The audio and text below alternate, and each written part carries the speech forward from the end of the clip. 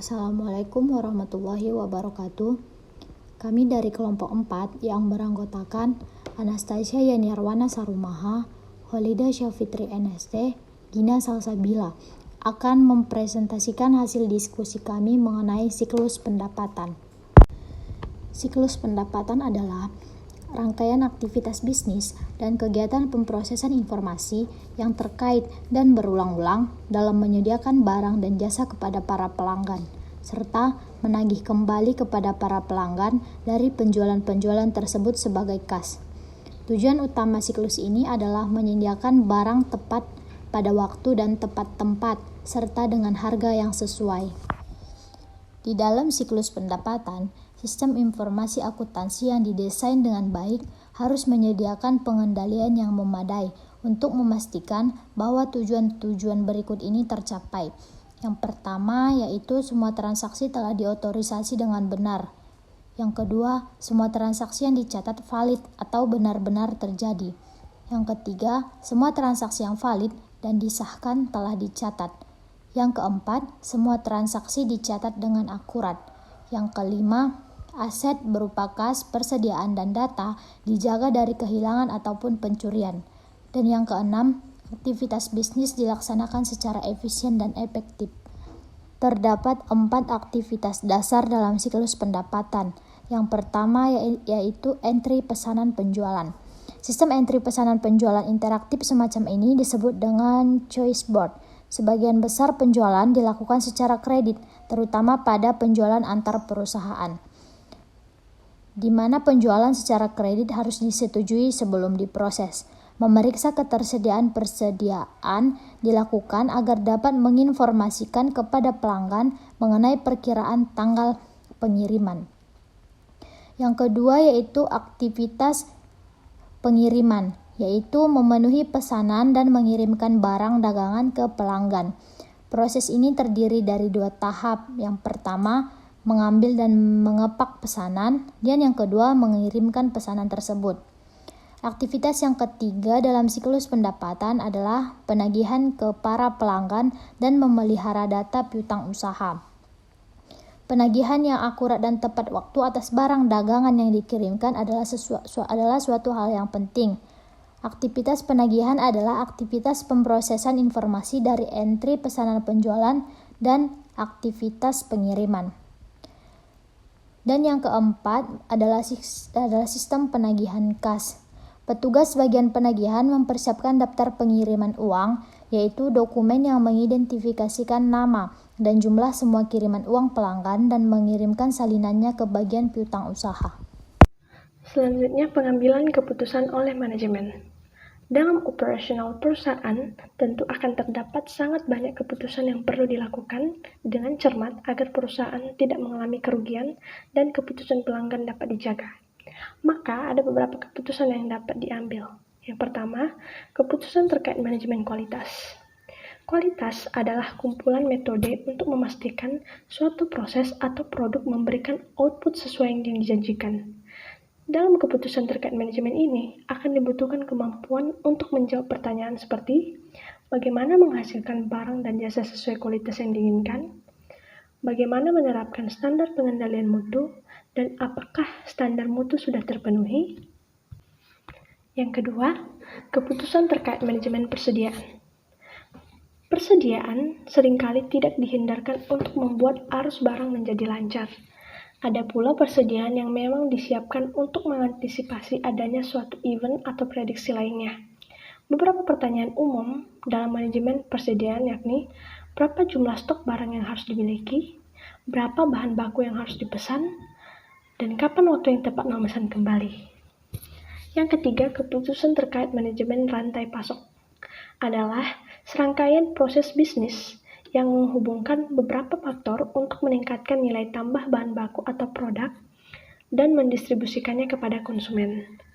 Beberapa pertanyaan umum yang muncul terkait manajemen rantai pasok diantaranya, bagaimana mengorganisir arus barang, informasi, dan uang secara efektif pada keseluruhan rantai pasok? Bagaimana memilih supplier yang tepat, dan bagaimana merancang kontrak yang win-win bagai rantai pasok? Selanjutnya, keputusan terkait manajemen permintaan. Secara garis besar, kegiatan dalam manajemen permintaan akan terkait dengan bagian pemasaran. Kegiatan seperti peramalan permintaan, pemilihan promosi, hingga mencari tahu pola dan karakteristik yang menjadi keinginan customer adalah bagian dari kegiatan dalam manajemen permintaan. Ada beberapa pertanyaan yang dapat mempresentasikan diskusi yang ada dalam manajemen permintaan. Berapa jumlah permintaan? Bagaimana menaikkan jumlah permintaan agar proses bisa diserap? Bagaimana strategi penentuan harga? Dan diskon dan promosi seperti apa yang dibutuhkan? Selanjutnya, keputusan terkait perencanaan kapasitas. Perencanaan yang baik terkait kapasitas yang dibutuhkan agar sesuai dengan permintaan adalah bagian dari keputusan dalam manajemen. Kapasitas dalam hal ini bisa berupa ketersediaan mesin, jumlah pekerja, ataupun area penyimpanan. Kapasitas yang berlebih berpeluang membuat perusahaan mengalami kerugian. Beberapa pertimbangan dalam perencanaan kapasitas, yakni berapa kapasitas yang akan dibutuhkan dalam satu periode, bagaimana memenuhi kebutuhan untuk mencapai kapasitas tersebut, dan berapa kapasitas yang akan dibutuhkan dalam satu periode. Selanjutnya, keputusan terkait perencanaan strategis, taktikal, dan operasional. Berdasarkan jangka waktu pengambilan keputusan dalam ranah manajemen bisa dikategorikan dalam jangka pendek, menengah, dan panjang. Keputusan jangka panjang biasanya dikategorikan sebagai keputusan strategis, di mana keputusan yang tergolong keputusan strategis atau memiliki efek dalam jangka waktu yang panjang. Keputusan strategis akan menentukan biaya investasi awal yang tinggi. Kemudian keputusan ini juga akan mempengaruhi bagaimana keputusan taktikal dan operasional dilakukan. Ada beberapa pertanyaan yang akan muncul, yakni bagaimana mengatur tata letak departemen peralatan ahli kerja penyimpanan agar meminimalisasi biaya dan maksimal produktivitas, bagaimana membuat jadwal untuk sumber daya yang dimiliki, siapa yang akan melakukan penjadwalan, dan bagaimana memperbaiki metode kerja. Selanjutnya, keputusan terkait manajemen proyek. Perusahaan kadang-kadang perlu melakukan pekerjaan yang dapat dikategorikan menjadi sebuah proyek.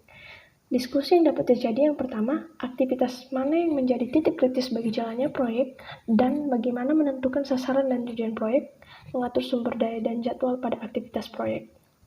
Selanjutnya, keputusan terkait produk dan jasa. Menghasilkan produk yang sukses di pasaran tidak semudah mempunyai ide yang dirasa baik dan mengimplementasikannya. Hal ini membuat keputusan terkait pengembangan produk dan jasa merupakan serangkaian proses yang kompleks. Beberapa diskusi dalam manajemen ini, yang pertama, produk dan jasa apa yang diinginkan pelanggan dan bagaimana menghasilkan produk dan jasa yang lebih baik. Dan yang terakhir, keputusan terkait penggunaan teknologi. Penggunaan teknologi yang tepat sangat berpengaruh terhadap performa perusahaan. Beberapa diskusi terkait penggunaan teknologi, yakni teknologi apa yang dapat membantu operasional perusahaan, teknologi apa yang punya peluang akan berkembang dan dapat digunakan ke depannya sehingga perusahaan bisa mengantisipasi jika perlu melakukan adaptasi lebih awal, dan bagaimana mengadopsi teknologi baru bagi perusahaan. Materi selanjutnya yaitu ancaman yang dapat terjadi pada siklus pendapatan. A. Entry pesanan penjualan. Tujuan utama proses entry pesanan penjualan adalah secara akurat dan efisien memproses pesanan pelanggan, memastikan bahwa perusahaan dibayar untuk semua penjualan kredit dan bahwa semua penjualan sah, serta untuk meminimalkan hilangnya pendapatan akibat dari manajemen persediaan yang kurang baik. Dalam proses entry pesanan penjualan, terdapat 4 ancaman yaitu sebagai berikut. Ancaman pertama yaitu pesanan pelanggan yang tidak lengkap atau tidak akurat. Ancaman dasar selama entry pesanan penjualan adalah data yang penting mengenai pesanan tersebut akan hilang ataupun tidak akurat. Kegiatan ini bukan hanya menimbulkan inefisiensi karena perlunya menghubungi kembali pelanggan dan memasukkan kembali pesanan ke dalam sistem, tetapi juga dapat secara negatif mempengaruhi persepsi pelanggan dan akibatnya dapat berpengaruh buruk terhadap penjualan di masa mendatang. Yang kedua, yaitu penjualan kredit ke pelanggan yang memiliki catatan kredit buruk. Ancaman kedua dalam entry pesanan penjualan adalah kemungkinan melakukan penjualan yang kemudian menjadi tak tertagih. Mensyaratkan otorisasi yang benar untuk setiap penjualan kredit akan mengurangi ancaman ini. Ancaman yang ketiga yaitu legitimasi pesanan. Dahulu, keabsahan pesanan pelanggan didapat melalui penerimaan pesanan pembelian yang telah ditandatangani dari pelanggan. Berdasarkan peningkatan transaksi bisnis secara elektronis, penggunaan tanda tangan digital dan sertifikat digital disyaratkan untuk memverifikasi identitas setiap pihak. Ancaman yang keempat yaitu kehabisan persediaan. Biaya pengundangan dan pengurangan harga. Ancaman lain dalam proses entry data adalah penjualan akan hilang karena kehabisan persediaan. Sebaliknya, persediaan yang berlebihan akan meningkatkan biaya pengundangan dan bahkan dapat memerlukan pengurangan harga yang signifikan. Cara mengatasi masalah ini, perusahaan-perusahaan membuat sistem pengendalian persediaan dan perkiraan penjualan yang akurat. Bagian B, yaitu pengiriman. Tujuan utama fungsi pengiriman adalah untuk memenuhi pesanan pelanggan secara efisien dan akurat, serta untuk menjaga persediaan. Dalam proses pengiriman, terdapat dua ancaman, yaitu sebagai berikut. Ancaman yang pertama yaitu kesalahan pengiriman. Mengirimkan barang yang salah atau jumlah barang dagangan yang salah, serta mengirimkan ke lokasi yang salah adalah kesalahan serius. Karena kesalahan tersebut dapat secara signifikan mengurangi kepuasan pelanggan dan berpengaruh pada penjualan di masa mendatang. Ancaman yang kedua yaitu pencurian persediaan. Sebagai tambahan dari kerugian aset, pencurian juga membuat catatan persediaan menjadi tidak akurat, yang dapat mengakibatkan masalah-masalah dalam memenuhi pesanan pelanggan. Prosedur pengendalian yang dapat mengurangi risiko pencurian persediaan terdiri dari dua. Yang pertama, persediaan harus disimpan dalam lokasi yang aman dengan pembatasan akses secara fisik.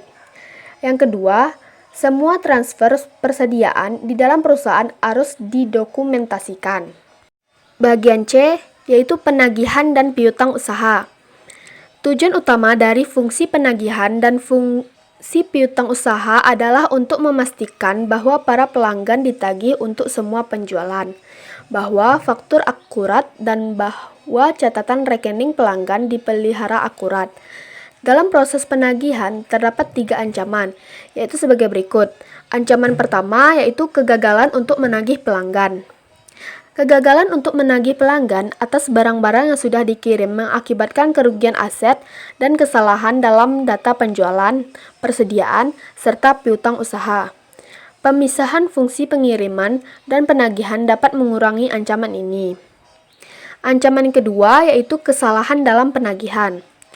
Kesalahan dalam penagihan, seperti kesalahan memberikan harga dan menagih pelanggan untuk barang-barang yang tidak dikirim atau atas pesanan ulang, mencerminkan potensi ancaman lainnya. Kelebihan penagihan dapat mengakibatkan ketidakpuasan pelanggan, dan kekurangan dalam penagihan dapat mengakibatkan kerugian aset. Ancaman yang ketiga yaitu kesalahan dalam memasukkan data ketika memperbaharui piutang usaha, atau bisa juga disebut dengan kesalahan dalam memelihara rekening pelanggan. Kesalahan dalam memelihara rekening pelanggan dapat mengarah pada hilangnya penjualan di masa mendatang dan juga menunjukkan kemungkinan pencurian kas. Pemeriksaan edit berikut ini dapat digunakan untuk memastikan akurasi dalam mempengaruhi rekening pelanggan. Yang pertama, pemeriksaan validitas atas pelanggan dan nomor faktur. Kedua, verifikasi closed loop untuk memastikan bahwa rekening yang benar yang dikredit. Yang ketiga, pemeriksaan failed memastikan bahwa hanya nilai numerik yang dimasukkan untuk jumlah pembayaran. Bagian D, yaitu penagihan kas. Tujuan utama dari fungsi penagihan kas adalah untuk menjaga kiriman uang pelanggan. Dalam proses penagihan kas, terdapat satu ancaman, yaitu sebagai berikut. Yang pertama yaitu pencurian kas. Prosedur pengendalian khusus harus digunakan karena kas mudah dicuri. Pemisahan tugas adalah prosedur pengendalian yang paling efektif untuk mengurangi pencurian. Para pegawai yang memiliki akses secara fisik ke kas harus tidak memiliki tanggung jawab untuk mencatat atau mengotorisasi transaksi apapun yang melibatkan penerimaan kas. Secara khusus, pasangan tugas berikut ini harus dipisahkan. 1. Menangani kas atau cek serta memasukkan data kiriman ke rekening pelanggan. Seseorang yang melakukan kedua tugas ini dapat melakukan jenis penggelapan khusus yang disebut dengan gali lubang tutup lubang atau lapping. 2. Menangani kas atau cek dan mengotorisasi nota kredit. Seseorang yang melakukan kedua tugas ini dapat menutupi pencurian kas dengan cara membuat nota kredit yang sama dengan jumlah yang dicuri. 3. Membuat nota kredit dan memelihara rekening pelanggan. Seseorang yang melakukan kedua tugas ini dapat menghapus jumlah tidak tertagih yang merupakan utang teman-temannya. Selanjutnya, bagian E, yaitu masalah-masalah umum pengendalian. Dua tujuan umum yang berhubungan dengan semua aktivitas dalam siklus pendapatan adalah bahwa data tersedia ketika dibutuhkan dan bahwa semua aktivitas dilakukan secara efisien dan efektif. Dalam siklus pendapatan terdapat dua ancaman umum. Yang pertama, kehilangan data. Ancaman umum yang signifikan dalam siklus pendapatan adalah kehilangan data mengenai rekening pelanggan. Rekening pelanggan dan catatan persediaan yang akurat adalah hal yang penting, tidak hanya untuk tujuan pelaporan eksternal dan internal saja, tetapi juga untuk merespon pertanyaan pelanggan. Selain itu, kehilangan semua data piutang usaha dapat mengancam kelangsungan perusahaan. Oleh sebab itu, catatan-catatan tersebut harus dilindungi dari kehilangan atau kerusakan. Ancaman yang kedua, yaitu kinerja yang kurang baik. Sebagai tambahan dari memastikan akurasi dan menjaga aset, tujuan lain pengendalian internal adalah mendorong dilaksanakannya tugas secara efisien dan efektif. Mempersiapkan dan meninjau laporan memberikan dasar untuk menilai efisiensi dan efektivitas berbagai aktivitas siklus pendapatan dan untuk mengurangi ancaman kinerja yang di bawah standar.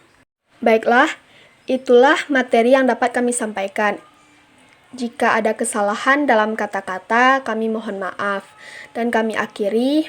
Wassalamualaikum warahmatullahi wabarakatuh. Terima kasih.